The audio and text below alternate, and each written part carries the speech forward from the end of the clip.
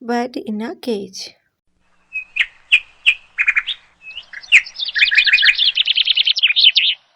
There was a boy who lived in the woods. His name was Ben, and he loved birds. He loved it when they sang. He loved it so much he knew all of their songs. His dad got Ben a new bird each day. He went to the woods with a cage. His dad first got a few and then got some more. Then all of the birds were in a cage.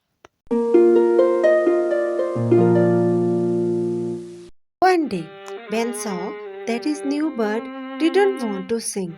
Ben felt sad. Ben went to give them food, but they didn't want it. His sad mood grew. Ben asked his dad to let the birds go. His dad knew the birds were sad too.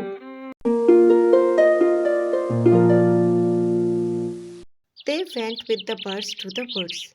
They first let a few out and then more. All the birds flew up in the sky, up and free. They sang once again.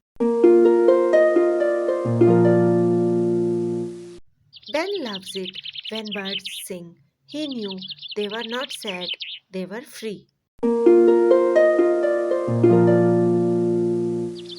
Thanks for watching.